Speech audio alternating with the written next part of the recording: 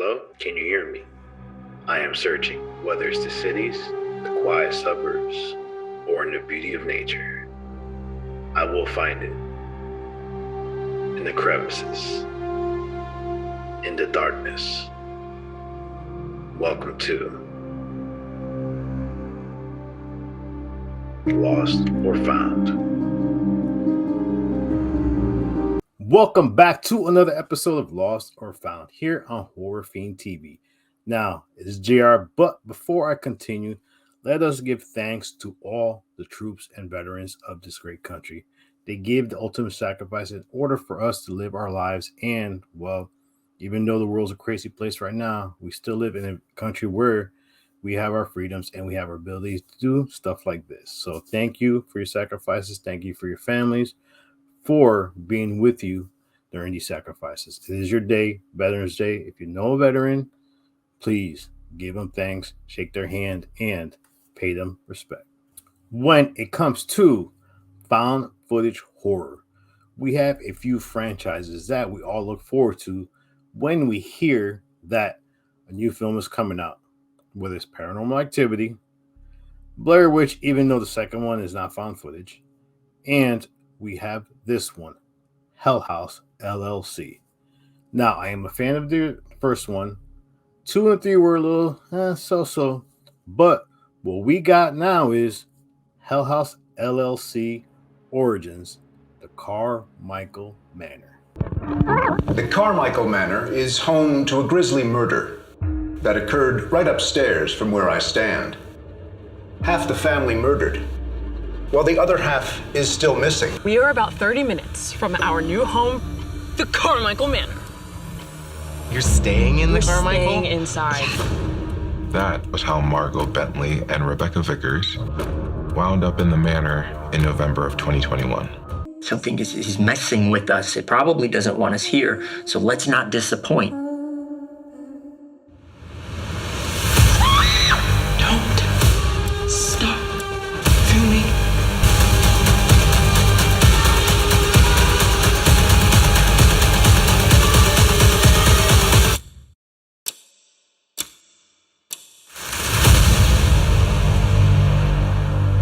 So in this latest addition to the Hell House franchise, we have Margot and Rebecca, who are joined by Margot's brother Chase to investigate the Carmichael Manor. Now, the Carmichael Manor was bought by a rich family, the Carmichaels. In 1989, Catherine and Eleanor were found brutally murdered, and the father and the brother Patrick disappeared as they were the prime suspects of the murder. After the murders, the manor was closed and it was only allowed for short stays. Here enters Margot, Rebecca, and Chase, who want to stay 5 days in this manor. But according to the caretaker, every time somebody decides to stay for 5 days, as that was the only limited time they could stay, well, they never made it to the 5th day. After the experiences of day 1, Chase tries to convince Margot that they should not stay any longer. But Margot is very determined to continue investigating the happenings of the Carmichael Manor. This is where we start learning a little bit of the backstory of the Carmichael Manor and the return of certain clowns. Maybe not the same clowns as we were experienced in the first Hell House LLC or the second, but clowns that kind of leave an impression and make you wonder what the fuck is going on with these clowns, which I will talk about later. If you have ever seen the House LLC franchise, you know a lot of it is the found footage cameras catching things and reactions and a lot of scare moments. Unfortunately, I would say there was maybe 2 truly scary scenes in this film. The first one was when Chase is alone as Margot and Rebecca decide they're going to go out to town to investigate a little bit of the history and specifically go to an antique shop. But while they are gone, Chase is in the manor by himself. He starts to record himself kind of mimicking and mocking the Carmichael family. Well, he starts listening to noises. As he grabs a camera, he starts going down the hallway and you start seeing like a shadow figure pacing back and forth in one of the offices. Now, the office that he was pacing back and forth was one where earlier we seen the clowns. We see the shadow, we see the movement, things begin to, you start wondering what the hell is. I mean, you kind of knew it was the clowns in a way, but he goes, jumps, looks inside, and well, the clowns are not moving. So as he continues to investigate, he walks down the hall with the camera and he notices there's a ball on the floor. So as he looks at the ball, he starts freaking out. Then when the camera looks up, there's a hand at the end of the hallway wrapped around the wall. As he starts calling out, who's there, which for some reason everybody calls out who's there. And does anybody really answer? But hey, it's a horror trope. You're always going to say who's there. So as he gets a little closer, the hand pulls back, and then the side comes out. Looks like a woman in a mask. He starts freaking out. He starts calling out, who are you? Who's there? And as he nears, there's nobody there. Whoever was there disappeared. Now, we later find out that Margaret, which was one of the Carmichaels, liked to play with a mask. And the last time she played with the mask, a few hours later, she died in a car accident, which was an interesting aspect of the film because, well, I'll talk about it a little bit more towards the end of this, but that character, Margaret, with the mask was a very interesting, and I'll be honest, that was like the one main jump scare I had in this film because that freaked me out a little bit. The second scary scene in this one, well, I wouldn't say it was totally scary because unfortunately, I've seen it before in other films, but Rebecca is on a Zoom call to show properties to a woman. Apologize, I forgot the name of the woman she was showing to. So as she's showing the properties, the woman's, asking her the pricing of this property. So all of a sudden, as she's showing some of the pictures start appearing on the screen that happens to be inside the Carmichaels. And these certain pictures kept going up the stairwell. And then all of a sudden, you see her on the computer desk. So the pictures that were coming out, she was showing this woman, happened to be actual timed pictures of her in the room. Now, we get a couple more shots. Then you get a shot of a woman standing to her right. Now, this is where I've wished they would have did more with it because the typical jump scare, eventually, the face is going to be on the side, which this, for me, didn't feel original. I wish they would have did more imaginative creative things with this one shot because they could have truly had this be a scary scene. I mean, I don't know, have hands go through here, just something different than the usual face going to be on the side. Like I said, it was slightly building to be a good jump scare, but once the face went to the side, it was disappointing. Well, as the movie continues, as usual, you get the sense of they're not going to make it out of the house. Now, the clowns. This is another problem I had with this film because now the clowns that were in the original Hell House and the second one were very well done and gave you those scare moments.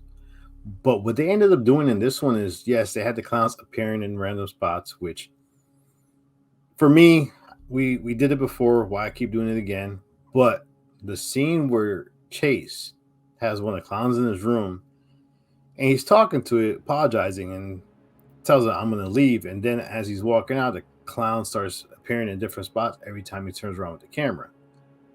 This is where the movie totally screwed up and basically stripped away the eeriness of these clowns when they had one of the clowns walking after Chase. At that point, the whole the enigma of these clowns totally went away. And I kind of wish they wouldn't have done that.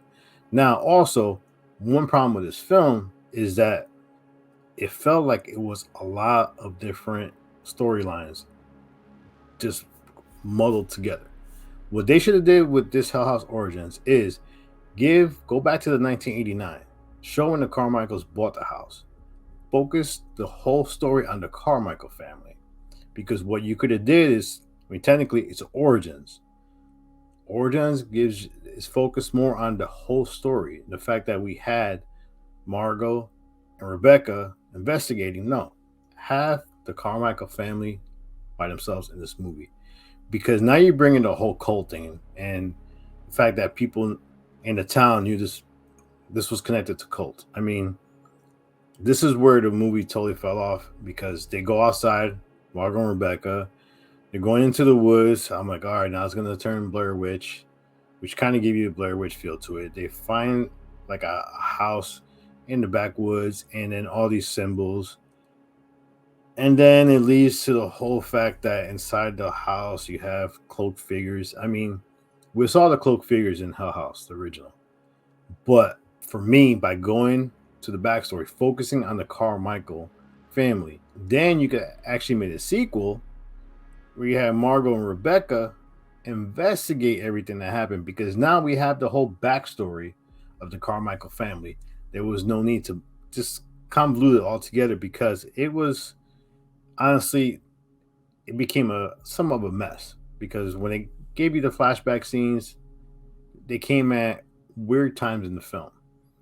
For me, if they would have just focused on the Carmichaels in 1989, let us see what that whole family went through, and then the next movie you make, you got Margot and Rebecca investigating the Carmichael Manor.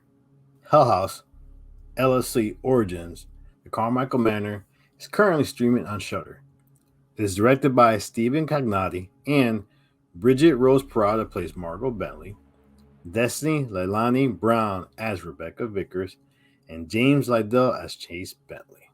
Now, the cast did a good job for their roles. I enjoyed each one of them. There wasn't a character I hated, but I feel like, once again, if you separated the two, it would give us more time for character development, especially with Chase. Chase had a lot of ghosts in his closet that I kind of wanted to know more about, and the fact that his storyline was rushed, as well as Margot and even Rebecca's. So, what are my thoughts even deeper on this film? Well, House LLC Origins, the Carmichael Manor, just barely made it into a found. The only reason barely make it to found, because it is still part of a franchise that us found footage horror fans enjoy. I was disappointed in the film. I wish they would have went in more in depth, like I said earlier, split the two movies, focus on the Carmichaels in 1989, then make a sequel to it where you could focus on Margot and Rebecca. The film jump scares didn't feel original to me. I mean, I did love the scene with Margaret in the hallway with the mask on, freaking out Chase. That was my favorite scene in this whole film. When they go into the woods, I had no interest in it anymore. I started kind of wishing the movie would just hurry up at this point and finish up. But for me, I feel like there was a lot of this film that they missed on. Remember, when we watched the House, the original, the documentary style found footage element was big in that.